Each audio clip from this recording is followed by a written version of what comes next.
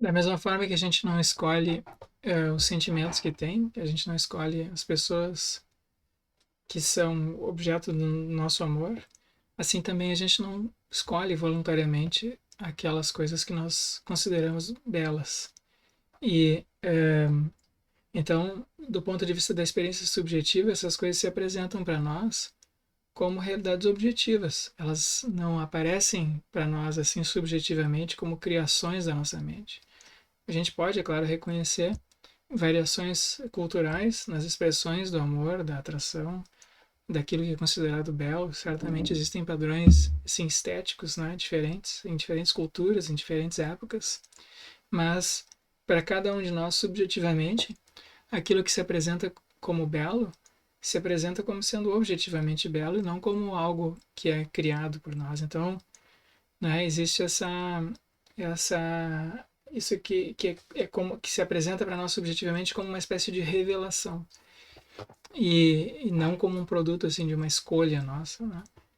Então, nesse sentido a gente pode entender por que a beleza, o amor foram compreendidos pelos antigos gregos como uma espécie de divindade, como uma coisa sobre-humana, né? Como algo não é produto da mente humana. Então aqui a gente tem nesse quadro, que é um quadro do Renascimento, de Botticelli, uma representação do nascimento de Vênus, ou Afrodite, que é a deusa do amor e da beleza.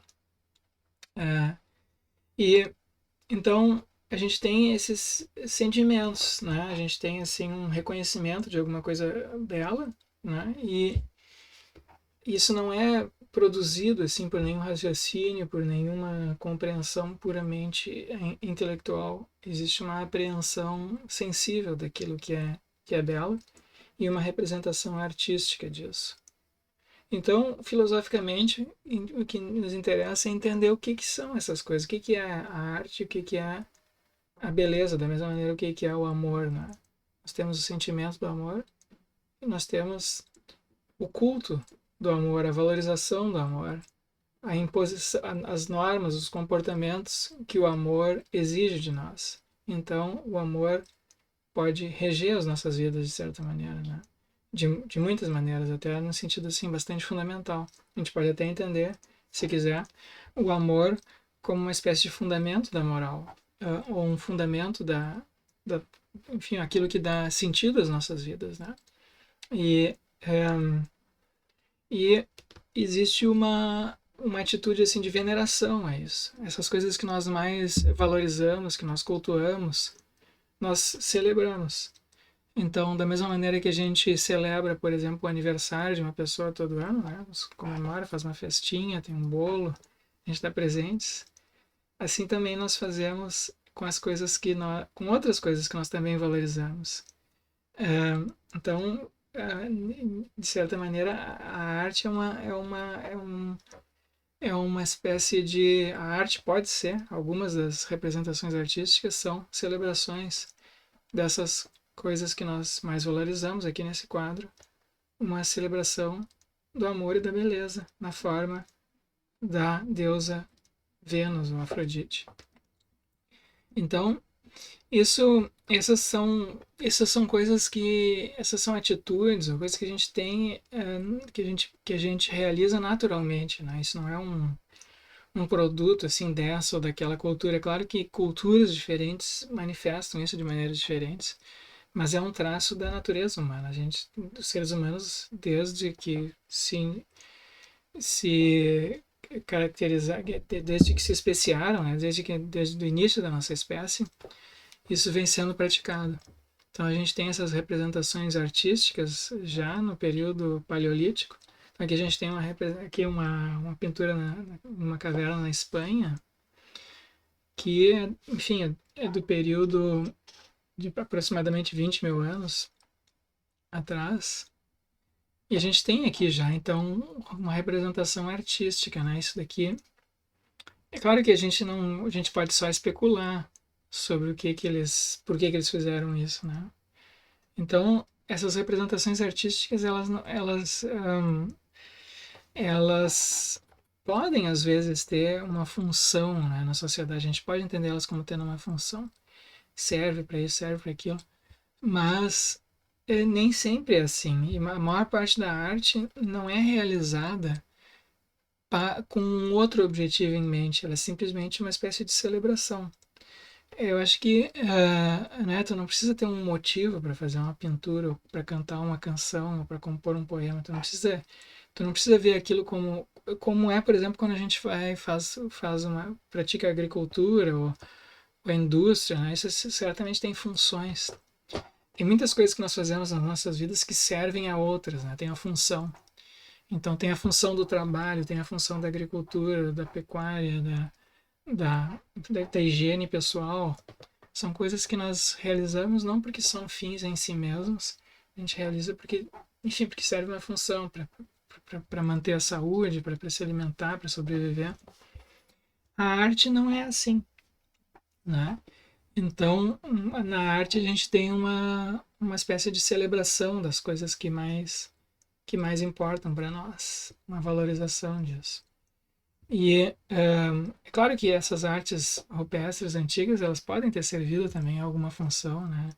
Elas podem ter, enfim, ser representações de eventos que de fato aconteceram, mas o modo como elas foram feitas tem também tem aspectos assim disso que a gente identifica na arte em todos os tempos, né? Que é uma representação simbólica de algo que é valorizado e, enfim, é representado de uma maneira que não é simplesmente uma reprodução daquilo que a gente encontra na realidade, mas uma reprodução de valores ou de símbolos, né, que são valiosos por uma razão ou outra, ou que são vistos por nós como sendo bonitos. Então, é claro que a imaginação aqui tem uma parte importante nisso. Então, a imaginação é a capacidade de trazer à mente coisas que não estão presentes. Então, a gente imagina o futuro, por exemplo, a gente lembra do passado, a gente cria coisas novas pela imaginação. Então, essas coisas que a gente imagina são coisas que nunca foram vivenciadas, né? Nunca foram experimentadas e talvez nunca sejam. E, de certa maneira, a arte é isso. É uma valorização dessas possibilidades, das possibilidades mais valiosas, daquilo que a gente gostaria que se realizasse, talvez, e que não se realiza, mas que, enfim, que se realiza pelo menos na nossa mente, né? Na história da arte a gente encontra dois grandes assim, períodos, ou dois grandes tipos de arte. Claro que isso aqui é novamente uma grande simplificação que eu estou fazendo para propósitos assim, dessa disciplina, mas existe uma distinção que se faz na literatura sobre esse assunto entre as artes que são participativas e as artes que são contemplativas. Então, boa parte da arte contemporânea, disso que nós hoje chamamos arte, ela é mais contemplativa. As artes antigas, as artes folclóricas, as artes populares, elas tendem a ser mais artes participativas. Então, o que significa isso? Significa que existem formas artísticas, como por exemplo aqui essas danças folclóricas, né? As pessoas se reúnem para dançar, se reúnem para cantar. Isso a gente faz ainda hoje, né? A gente às vezes vai numa festa e dança. A gente dança uns com os outros, né? Ou canta junto, canta uma canção junto. E as artes folclóricas são todas desse tipo, né? Tu participa daquilo, tu se envolve numa celebração, tu faz parte da própria obra artística. E ela não é simplesmente algo que a gente contempla num museu, ou a gente vai a um concerto e assiste outras pessoas, a gente se assiste sentado, outras pessoas dançando ou cantando. Não. Na arte participativa, nós fazemos parte, nós somos a arte, digamos assim, a gente vive aquilo, né? E então existe essa diferença importante. As artes tradicionais, antigas, são todas elas, ou tendem a ser participativas, né? Então isso a gente vê, por exemplo, na arquitetura, né? Porque a arquitetura é um tipo de arte em que tu vive, que tu faz aquilo para viver nas casas, para um prédio. Aqui a gente tem uma igreja, então ela não é simplesmente um objeto de contemplação, né? Ela ela é um, ela, digamos assim, ela ela própria é uma celebração de algo que é feito ali dentro. E a arte sacra tradicional também, né? Ela não é simplesmente um objeto de contemplação. Aqui a gente tem um ícone de Jesus, um ícone famoso. Vocês reparem que o lado direito e esquerdo de Jesus nessa representação são diferentes, né? Então, de um lado a gente tem no lado no lado direito do rosto de Jesus a gente tem uma imagem mais suave, mais amorosa, mais jovem. E do lado esquerdo a gente tem uma figura mais severa, mais, mais velha, talvez, mais rígida, talvez mais brava, né? Mais julgadora. Então a gente tem de um lado o aspecto de Deus amoroso e de outro lado o aspecto mais julgador de Deus. Então, isso aqui, essas imagens, esses ícones e as representações, tipicamente, por exemplo, isso aqui é da igreja ortodoxa, né?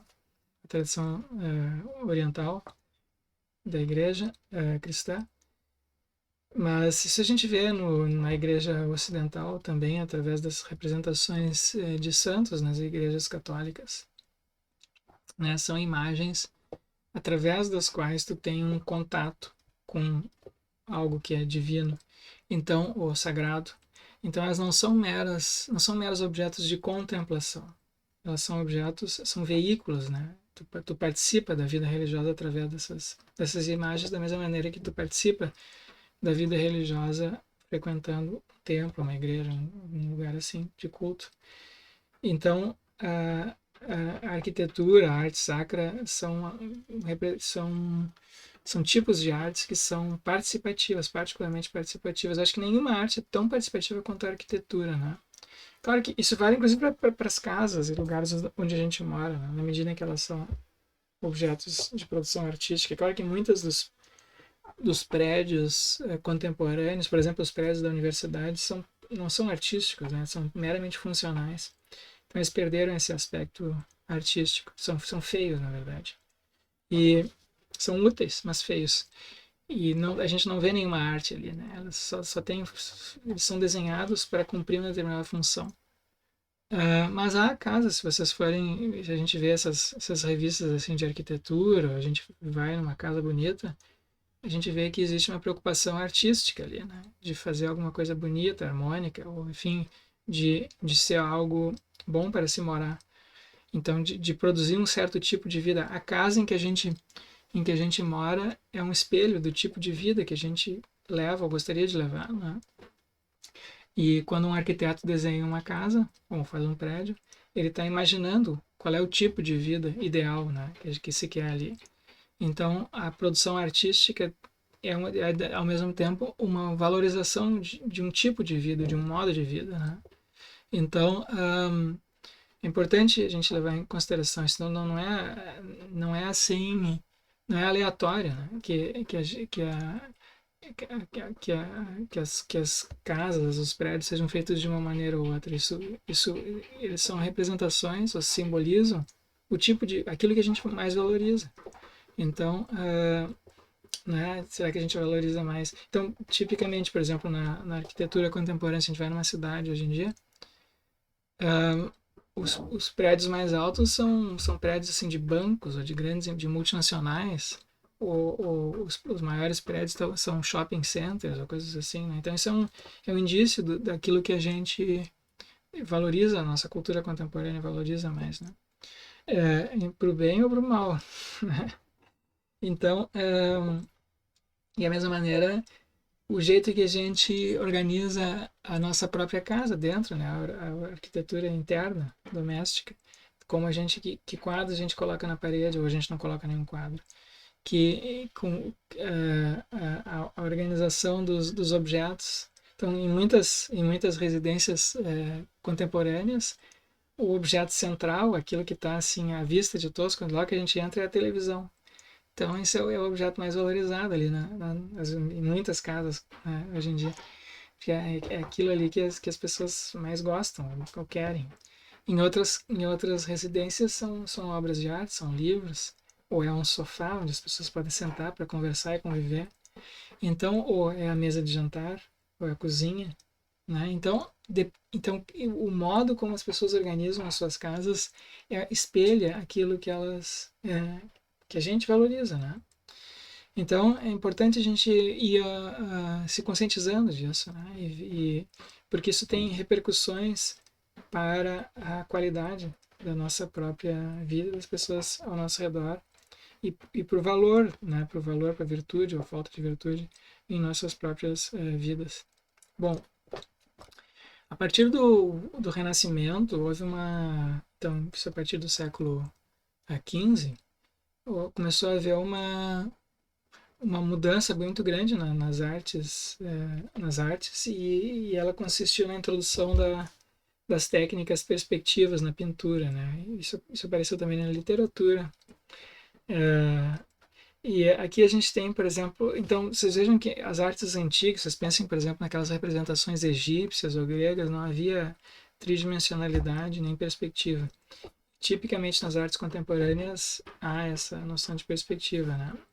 Aqui, por exemplo, a gente tem um sujeito olhando a distâncias. Isso aqui são quadros assim famosos, né? Mas é importante que a gente veja que a gente está vendo essas pessoas aqui sob uma perspectiva, né? E então as artes aqui se tornam a partir desse período tendem a se tornar mais contemplativas. São obras que a gente encontra num museu. Elas não são a gente não participa delas da mesma maneira que a gente participa de uma dança, ou de um canto, ou a gente participa de um ritual religioso, né, por meio de certas imagens ou de um certo prédio, né? Aqui não. Aqui são objetos que aparecem para nós como belo e a gente contempla eles em museus. Então essa é uma diferença importante e essa valorização assim das perspectivas subjetivas é um traço da nossa cultura, da cultura moderna e também da nossa cultura contemporânea, né? Isso a gente vê em todos os aspectos assim, da nossa cultura.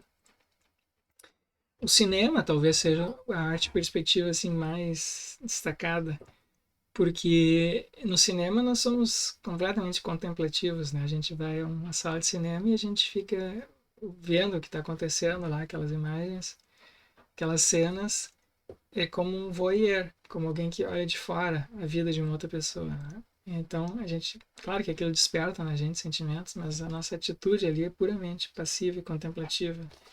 E diferente, né, da gente participar de uma dançar com outra pessoa, por exemplo, ou cantar com outra pessoa, em que nós próprios estamos produzindo aquela forma de arte, né? Aqui não, aqui a gente não tem como interferir no cinema, né? A gente subjetivamente recebe aquilo. A mesma coisa com concertos, né? Na sala, o teatro e romances que a gente lê, né? Contemporaneamente, nós contemplamos essas coisas, né? Claro que a gente contempla, a gente valoriza mais uns do que outros, a gente gosta mais de uns do que outros, mas não participamos deles da mesma maneira que podemos participar de outras formas artísticas. E, claro, então existe assim uma discussão grande na filosofia da arte sobre o que é, então o que torna um objeto artístico, o que faz com que ele deixe de ser artístico, e se a beleza é importante para a constituição do objeto de arte e em que medida a estética faz parte da arte, né? E existem escolas de pensamento sobre isso dentro da filosofia. Nas artes contemporâneas houve uma espécie de descolamento da noção de beleza e das noções de arte, e isso era algo que a gente não via nas artes antigas, né? E nas artes modernas, mesmo no período do Renascimento, existe sempre uma valorização das coisas belas na arte. Uma espécie de celebração daquilo que é belo. E nas artes contemporâneas a gente não vê mais isso, né? Então vocês podem ver assim essas obras de arte, essas pinturas abstratas. Né? Então, primeiro, elas não são artes representativas E muitas delas são desagradáveis, né, de se olhar. Algumas podem, elas não têm nenhuma preocupação assim com a beleza. Elas são objetos de contemplação que produzem em nós, às vezes, uh, um, um, um desconforto até. E um, uma certa perplexidade. Então, existem escolas diferentes de pensamento, existe uma dificuldade contemporânea em se dizer exatamente em que consiste a arte. Claro que a gente não precisa definir a arte, né? A gente não tem, ninguém é obrigado a definir a arte. E a gente pode também ter diversas formas de arte, não tem nenhum problema nisso, né? Da mesma maneira que a gente tem diversas maneiras de viver, diversas assim, sistemas ou concepções de ética, diversas culturas. Então, não é necessário a gente ter uma definição de arte, mas existe uma reflexão sobre, então, o que consiste a arte, né? E em que consiste a beleza, porque algumas coisas são belas e outras não são. A gente considera algumas coisas belas e outras não. No que diz respeito à beleza, nós temos alguns padrões que são mais ou menos assim universais em todas as culturas, alguns padrões que são instintivamente valorizados e inconscientemente até valorizados, né? E que fazem parte, digamos assim, daquilo que foi talvez biologicamente selecionado, culturalmente selecionado, não importa. Não importa que se isso é genético ou cultural, tá? Porque existe essa determinação mútua da cultura pela biologia. E da cultura e da biologia. Mas é um fato que há certos padrões que a gente identifica. Então, primeiro a gente vê assim, nós nos adaptamos, os seres humanos se adaptaram para identificar padrões no ambiente, né? Então nós temos facilidade de identificar certos padrões. Então isso, por exemplo, quando um bebê pequeno escuta os pais falando, ele não entende nada, não fala português, não fala nenhuma língua, mas ele nota repetições de sons. Né? Então ele consegue identificar repetições de sons e isso ele vai gravando, isso chama mais a atenção dele. Os sons repetidos chamam mais atenção do que os sons aleatórios que não se repetem. Né? É a mesma coisa com os padrões visuais. Existem quando a gente identifica padrões no ambiente, isso chama a nossa atenção. Então, se eu olhar para essa cesta indígena, por exemplo, aqui, isso chama mais a nossa atenção, nos atrai mais do que uma cesta que não tivesse nenhum padrão, que fosse toda de uma cor só, que fosse monótona, que não tivesse nenhum padrão, ou uma cesta que fosse caótica, né? Que fosse assim um monte de riscos ali que a gente não identifica nenhum padrão, que fosse aleatória, caótica. Então a gente tem de um lado assim a ausência completa de traços e de outro o caos, né? A monotonia e o caos. E nem a monotonia nem o caos assim chamam a nossa atenção. Quando a gente vai num ambiente ele é excessivamente caótico, a gente pensa assim, isso aqui é poluído, enfim, não sei o que tem aqui. A gente como olhar uma folha assim cheia de rabiscos aleatórios. Ou, de outro lado, olhar uma folha em branco. O que chama a nossa atenção são esses padrões. Então, por exemplo, aqui a gente tem essa escrita aqui japonesa. É japonesa? E a gente tem aqui uma escrita hindu, em sânscrito. Então, essas coisas chamam a nossa atenção, mesmo que a gente não entenda, né, o que elas querem dizer. Não consiga ler, mas isso chama a nossa atenção. É diferente de olhar um monte de rabiscos. E a mesma coisa quando a gente olha para a natureza. A gente olha para uma paisagem, a gente olha para uma pessoa, a gente olha para o comportamento de uma pessoa.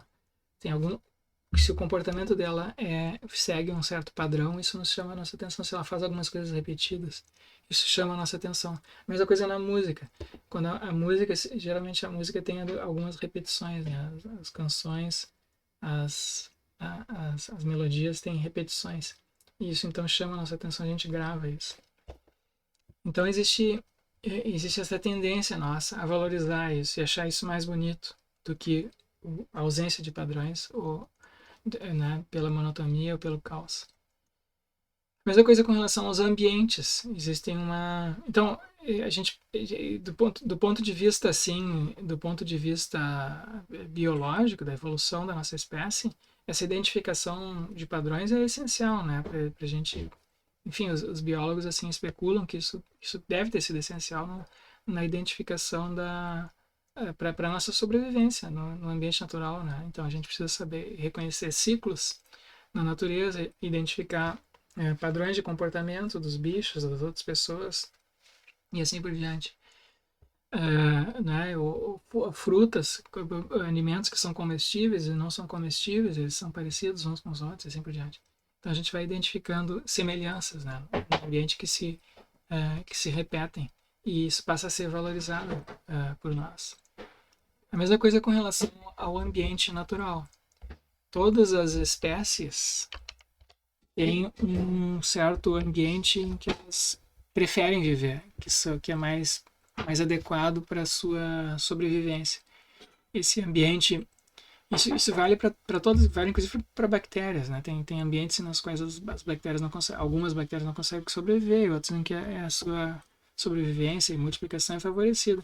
Então elas migram, elas tendem a migrar para esses ambientes em que a sobrevivência delas é facilitada. Isso vale para todas as espécies, vale para as plantas, vale para... Claro que as plantas não migram, mas elas se reproduzem mais naqueles ambientes em que elas têm mais chance de... que elas vicejam mais, né? E os animais migram, né, para os ambientes que facilitam a sua sobrevivência. E a nossa evolução, a maior parte da evolução da nossa espécie, a primeira evolução aconteceu na savana africana. E as paisagens da savana africana são como essas aqui que a gente está vendo na imagem aqui à esquerda. Então a gente tem uma vista, a gente consegue enxergar a distância, existem certas plantas aqui, a distância tem alguns animais, de preferência a gente tem que poder enxergar também alguma fonte de água, né, de alimentos e água, e sombra. Então esse é o ambiente assim mais favorável à nossa sobrevivência. A nossa sobrevivência da nossa espécie é facilitada em ambientes como esse daqui, né? E sempre que os seres humanos migraram para outras regiões do planeta, eles tenderam a reproduzir esse mesmo tipo de ambiente. Então se vocês abrem hoje uma revista de arquitetura, e aí vocês vão ver aquelas casas bonitas, né? Por que a gente acha aquelas casas bonitas? Porque elas reproduzem, né? A gente tem essa valorização natural, espontânea, instintiva de ambientes como esse aqui da savana africana. Então aqui, por exemplo, à direita a gente tem uma casa com uma vista, uma água ali, uma piscina, né? Tem um mato lá atrás. Então esse aqui é um lugar ao mesmo tempo protegido, em que a gente tem uma vista clara, desimpedida, em que a gente pode enxergar perigos se aproximando. A gente tem uma fonte de água, possivelmente uma fonte de alimentos ali naquela mata, e lá no mar, lá embaixo, uma fonte de peixes, né? Enfim, então a gente tem assim uma valorização natural de certos ambientes, né? Eles nos parecem bonitos. Então isso tem a ver com, isso é um produto da evolução da nossa espécie, né? Então a gente começa com esses padrões. A mesma coisa com relação aos padrões de atração sexual, né? A gente tem um certo gosto por rostos mais simétricos. Aqui nesse rapaz aqui, por exemplo, a gente tem essas fotos aqui são fotos modificadas por computador, tá? Então vocês vejam ali no rosto B desse rapaz, o nariz dele está torto. No rosto A, o nariz está reto, o rosto é simétrico. E a gente tende a achar mais atraente o rosto A. Nas imagens ali daquela moça, também são rostos produzidos artificialmente por computador. Isso é uma pesquisa que foi feita na Austrália, se eu não me engano. E o que eles fizeram foi fazer o seguinte: eles pegaram grupos de pessoas, e fizeram grupos grandes assim de pessoas, né? E fizeram um rosto que é uma espécie de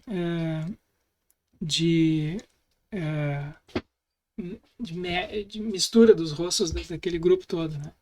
E aí tu tem um rosto que é a representação média, típica. Então, daquele grupo, que é uma mistura dos rostos de todo mundo, né? E os outros não são. Então, para todos os grupos humanos, isso vale. A gente tende a achar mais atraente os rostos que se aproximam da média dos grupos aos quais nós pertencemos. Então, pessoas que têm um rosto com traços assim físicos muito diferentes do padrão daquele grupo, que a gente pessoas com as quais nós convivemos, a gente tende a achar menos atraente. E isso é inconsciente, tá? Isso não é uma coisa assim, não depende do que a gente diz ou fala, né? Isso tu pode perceber isso pelo comportamento das pessoas, pelo movimento do olho delas e assim por diante. A mesma coisa com relação aos traços masculinos e femininos. Então aqui a gente tem uma moça e um rapaz, em cima a moça, abaixo o rapaz, mas os rostos também são modificados, são produzidos por computador. Então vocês reparem que na coluna A os rostos são mais masculinos e na coluna B são mais femininos. Então, para a maioria das pessoas, a mulher com o rosto com traços femininos é mais atraente do que o rosto da mulher com traços masculinos. E o contrário para o homem. O homem aqui com traços masculinos, para a maioria das pessoas, é mais atraente que o homem com traços femininos. Então, claro que isso varia, isso não é uma... Isso a gente está falando aqui de médias estatísticas, né, populacionais, e sempre tem o gosto individual, cada um de nós tem o seu gosto individual que pode não... que não existe a pessoa média, né? Todo mundo tem características próprias que estão abaixo ou acima da média para qualquer traço que a gente quiser, né? Então, que a gente quiser salientar, digamos assim. Então, isso não quer dizer, né, que todo mundo vai se sentir mais atraído por um rosto masculino com traços masculinos e por um rosto feminino com traços femininos, mas em geral é assim, tá?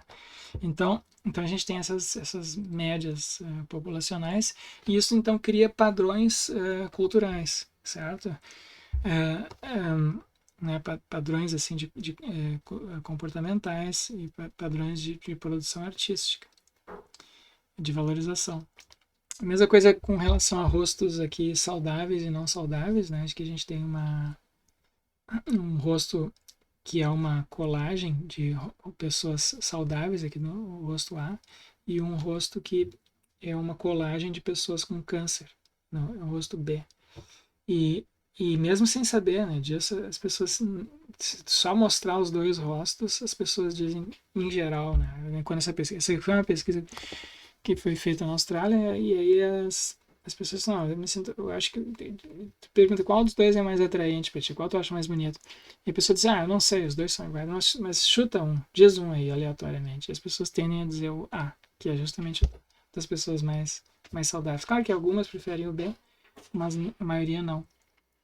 Então a gente tem essas tendências e que funcionam em nós inconscientemente, né? A gente tende a valorizar algumas coisas inconscientemente e não outras, e produzir então simbolizar isso, simbolicamente cultuar essas coisas que nós mais valorizamos.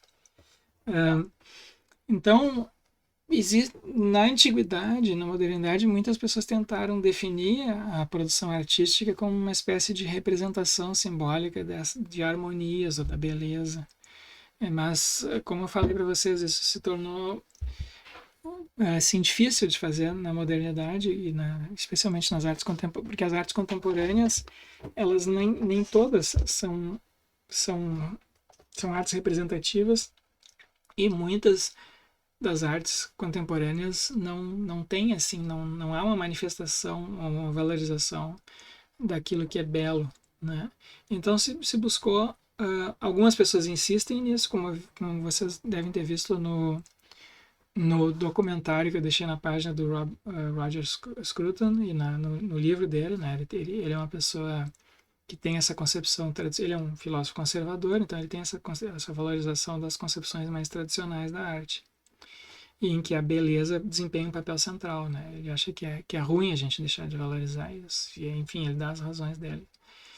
Mas outros filósofos dizem não, quer dizer, eles têm uma visão mais aberta, né? Mais assim, receptiva para os desenvolvimentos das artes contemporâneas, E aí alguns então tendem a valorizar as produções institucionais, dizer assim, aquilo que é objeto da produção artística contemporânea é aquilo que é valorizado nas instituições artísticas. Tem uma resposta, digamos assim, uma tentativa de definir institucionalmente aquilo que é a arte, é aquilo que os museus reconhecem como sendo artístico, né? A arte é aquilo que os artistas produzem.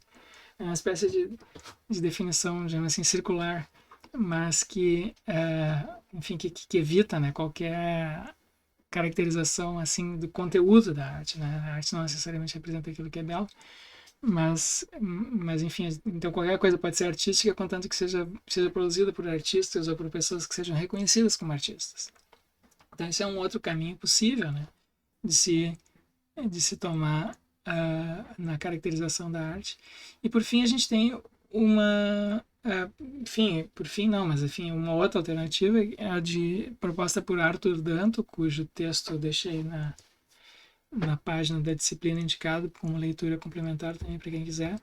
E ele Arthur Danto caracteriza a arte como uma espécie de transfiguração do lugar comum, né? Então, qualquer objeto pode não haver diferença, assim, uma diferença assim entre um objeto comum, por exemplo, uma caneta, um relógio, um urinol, e um objeto artístico, né? Mas o objeto artístico é aquele em que se apresenta para nós como o não usual, como o singular. Então, se eu vou num museu e vejo, por exemplo, uma roda de bicicleta, um cachimbo, um urinol, eu então ou como o Arthur Danto menciona ali, uma caixa de sabão. Então eu posso é um objeto comum, é um objeto produzido em grande escala, né? E que tipicamente não é visto, assim, cotidianamente não é visto como um objeto artístico. Mas no contexto de um museu, de uma exposição, ele causa um certo estranhamento, né? Então ele produz uma espécie de transfiguração do lugar. Aquilo que é comum deixa de ser comum quando passa a ser artístico, né? Ele se apresenta para nós como uma singularidade, como algo único, como são os relacionamentos que a gente tem com uma pessoa. Por exemplo, quando a gente interage com uma pessoa, nossas interações com as pessoas, quando são interações pessoais, né, quando não são interações assim meramente burocráticas e impessoais, quando são interações pessoais, o que a gente tem é um relacionamento com alguém que é único e as experiências que a gente tem com aquela pessoa a cada momento também são únicas. Então aquilo que é comum deixa de ser comum, né? Bom, no texto do Roger Scruton, ele chama atenção para várias características, né, da beleza. Aquele ponto de partida dele são o que ele chama de obviedades. Ali na tradução brasileira foi traduzida como chavões, mas talvez essa não seja a melhor tradução. São coisas assim óbvias, né, o que ele quer dizer, né?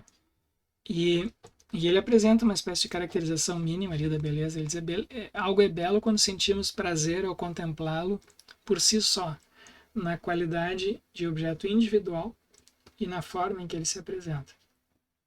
Então existe o que ele diz, ele cita o filósofo Kant falando disso. Existe uma espécie de interesse desinteressado, né? A gente se interessa por um objeto, mas a gente não se interessa por um objeto em razão de alguma outra coisa que ele possa nos propiciar.